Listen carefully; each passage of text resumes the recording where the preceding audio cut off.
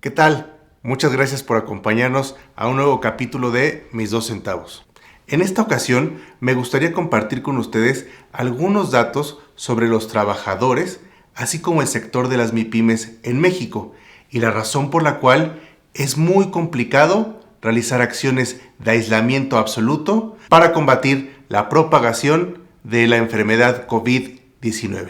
Asimismo, analizar algunas de las acciones específicas que deberían de tomar las autoridades en estos momentos para poder apoyar a estos dos sectores en estos meses tan complicados que vienen. Gracias por quedarse con nosotros y bienvenidos. Con la información con la que contamos hasta el momento, podemos concluir tres cosas. 1. Estamos todavía lejos de encontrar un medicamento que pueda combatir eficientemente al coronavirus causante de la enfermedad COVID-19. 2. Aún estamos lejos de desarrollar una vacuna para poder prevenir contagios. Y número 3. Aún estamos muy lejos de poder comenzar a disminuir el número de contagios a nivel mundial. Estados Unidos, Italia y España son los países que reportan al día de hoy, primera semana de abril del 2020, el mayor número de contagios por día y lamentablemente el mayor número de decesos también. Por otro lado, México se encuentra en el momento en el que la curva que representa el número de contagios diarios está comenzando a tener un comportamiento exponencial, lo cual nos acerca cada día más a que las autoridades declaren fase 3, lo que significa que los contagios cada día serán más de tipo local, es decir, no solamente por haber tenido contacto con alguna persona que hubiese viajado y traído el virus de otro país, sino que entre las mismas personas de la comunidad, este virus se comenzará a esparcir, con los riesgos que esto conlleva, que serán mayor saturación de hospitales y clínicas, y por otro lado, en un peor escenario, el colapso del sistema de salud nacional. Sin duda, la medida más eficiente para poder contrarrestar el número de contagios en alguna localidad o país es el confinamiento social absoluto.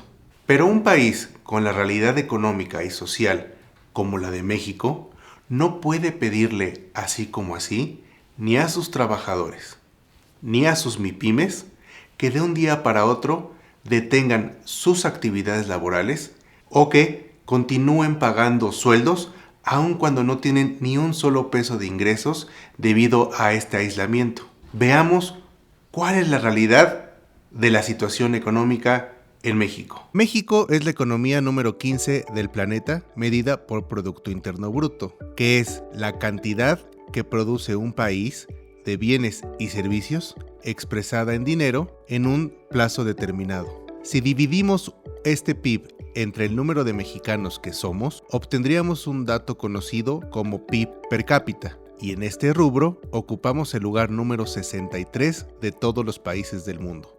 Con relación a la pobreza en México, nos encontramos con los siguientes datos. El 7.5% de los mexicanos vive en lo que se conoce como pobreza extrema, que significa vivir con menos de $2 al día o aproximadamente 1,300 pesos al mes. El 35% vive en pobreza moderada, que significa vivir con menos de $5 al día o algo así como 3,500 pesos al mes. Un 30% se encuentra en la llamada vulnerabilidad por carencias sociales, que significa que tiene un ingreso superior a los 3,600 pesos al mes, pero carece de al menos uno de los siguientes indicadores. 1. Rezago educativo. 2. Acceso a servicios de salud. 3. Acceso a la seguridad social. 4. Calidad y espacios de la vivienda. 5. Acceso a los servicios básicos de la vivienda. Y 6. Acceso a la alimentación. 7% vive en vulnerabilidad por ingresos, que significa que no carece de ninguno de los indicadores sociales ya mencionados, pero tiene un ingreso inferior a los 3,600 pesos al mes.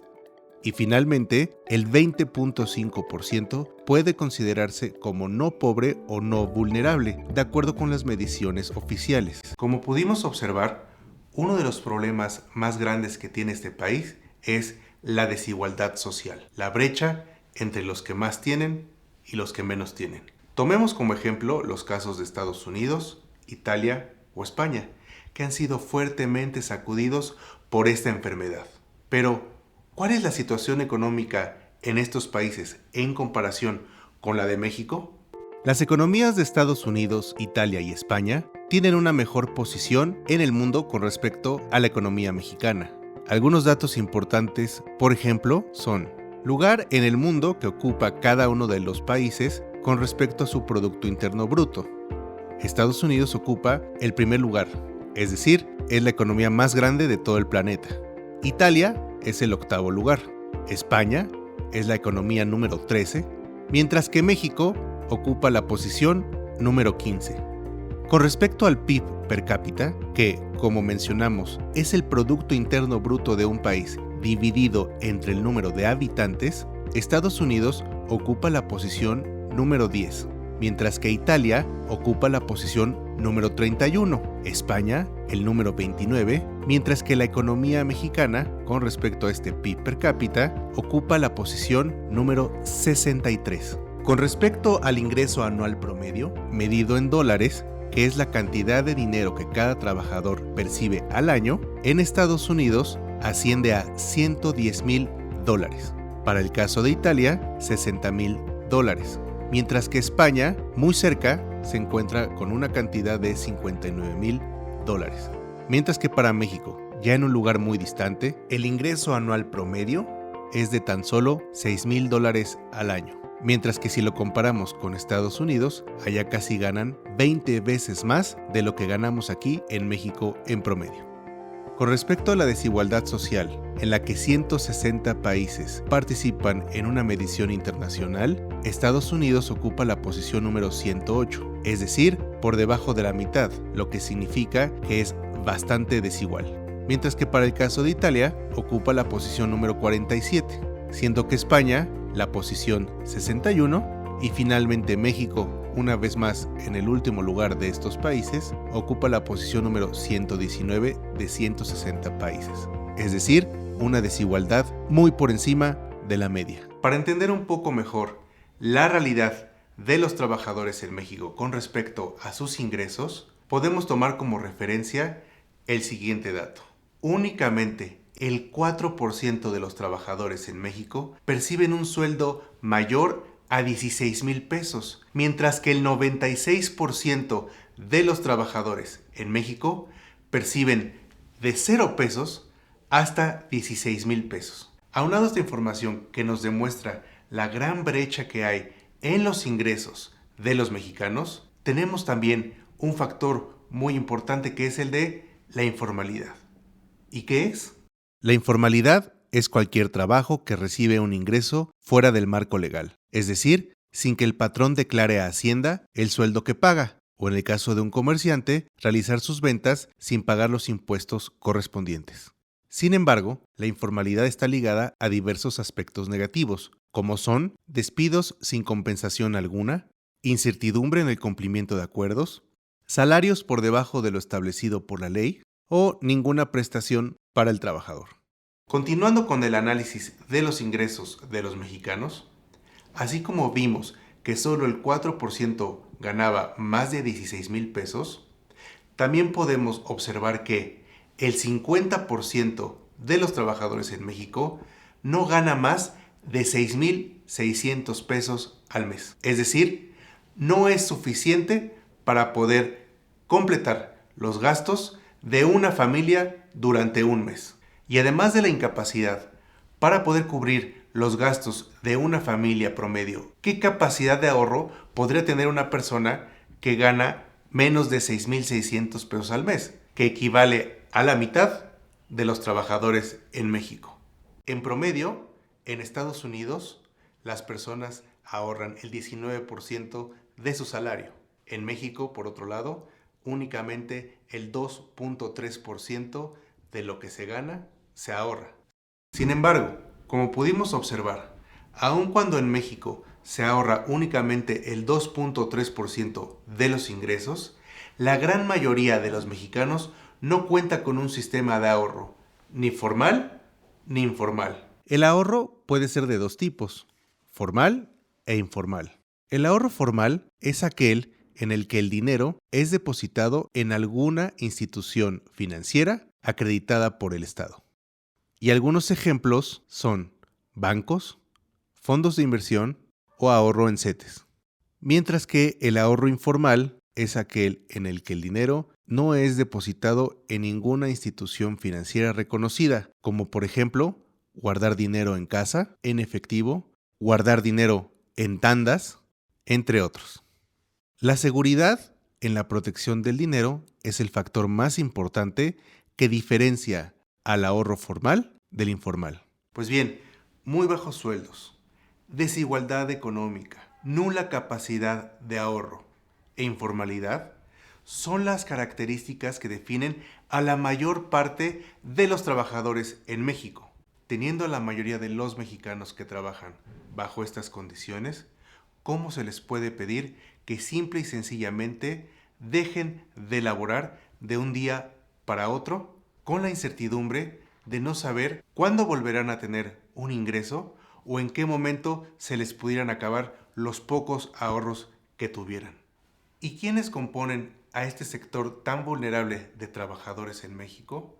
Son los maestros de la construcción, personal que apoya con labores domésticas, obreros o incluso gente que con mucho esfuerzo arriesgó su capital para poder emprender un pequeño negocio.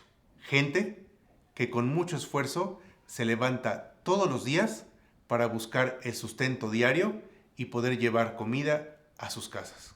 Esta es la realidad a la que se enfrenta la mayor parte de los trabajadores en México. Gente a la que no le es posible hacer trabajo desde casa, o lo que llaman home office. ¿Qué es home office? El llamado home office, o trabajo desde casa, es la capacidad de realizar un trabajo fuera de la oficina, ya sea desde el hogar o incluso en algunas ocasiones podría extenderse a cafés o cualquier otro lugar siempre y cuando no sea en la oficina. Si bien es una herramienta muy útil para incrementar la productividad, al evitar pérdidas de tiempo en el desplazamiento del personal o ahorrar en renta de espacios de oficina al no tener que destinar espacios físicos innecesarios para cada empleado, entre otras muchas ventajas, no es posible aplicarlo en la mayoría de los empleos, sobre todo de economías en vías de desarrollo como la de México.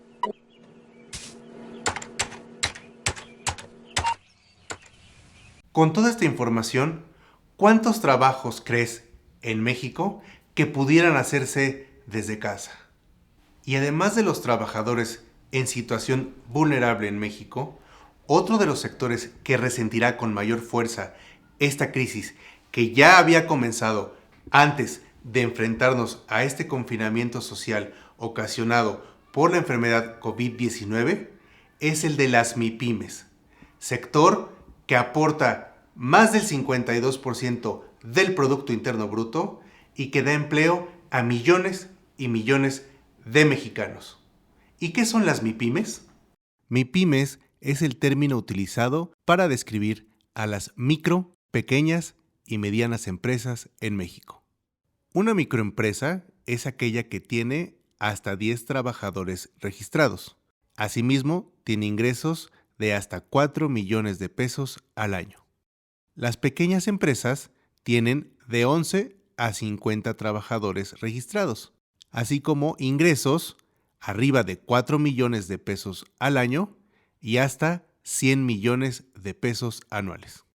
Con respecto a las empresas medianas, estas tienen arriba de 50 trabajadores y hasta 100 o 250 dependiendo del ramo de que se trate, ya sea una empresa de comercio o una empresa de servicios, así como ingresos superiores a los 100 millones de pesos al año y hasta 250 millones de pesos anuales. Y es aquí donde la intervención oportuna y decidida por parte del gobierno puede ser la diferencia entre un problema temporal del cual pudiéramos salir en tan solo unos meses o una crisis con consecuencias devastadoras para millones de empleos y millones de empresas, de la cual tardaríamos al menos un año en poder salir.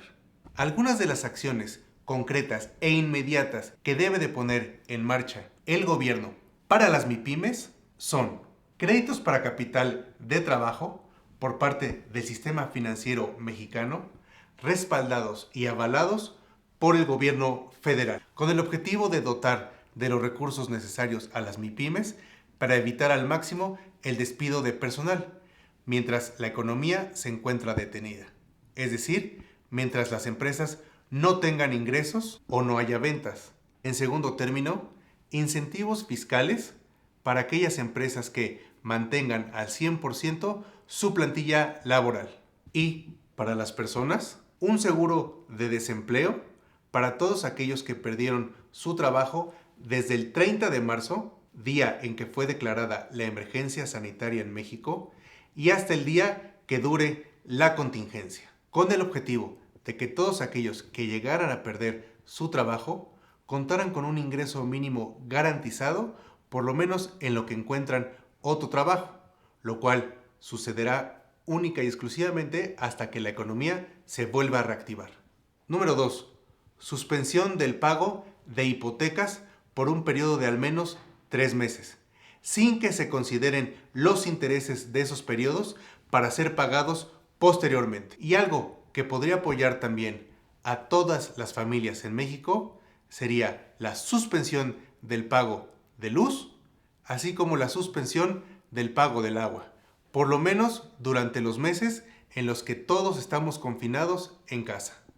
El papel que el gobierno federal debe tomar en estos momentos es el de líder de las 32 entidades federativas, así como de los casi 2.500 municipios en México, para poder dictar las políticas en materia económica y social que nos permitan reactivar la economía cuanto antes y volver a la normalidad en el menor tiempo posible. Y no solo es el gobierno federal quien debe de tomar este papel de liderazgo. Toda la sociedad civil debemos de ponernos esta camiseta. Recordemos que fue el TEC de Monterrey, por ejemplo, la primera institución que a nivel nacional, de manera responsable, tomó la decisión de suspender sus labores para proteger tanto a sus alumnos como a su personal docente y administrativo. Posteriormente, la UNAM hizo lo propio y por consecuencia, otras instituciones educativas, así como también muchas empresas, comenzaron a tomar la decisión de suspender sus actividades y tratar de implementar los mecanismos para hacerlas desde casa. Estos momentos tan complicados por los que estamos atravesando requieren de la empatía y el esfuerzo de todos nosotros. Y recordar que en México no todos tienen el privilegio de poder trabajar desde casa, de poder utilizar sus ahorros para enfrentar estos momentos de adversidad, o que no todas las empresas podrán aguantar periodos tan largos sin tener ingreso alguno. Déjanos aquí en los comentarios qué acciones tomarías tú para poder apoyar tanto a las personas vulnerables como a las MIPYMES. Pues muchas gracias por habernos acompañado a lo largo de este nuevo capítulo de Mis 2 centavos. No olvides suscribirte, darle clic en la campanita para recibir notificaciones en cuanto subamos nuevos videos, así como darle like a nuestra página de Facebook. Muchas gracias y hasta el próximo capítulo.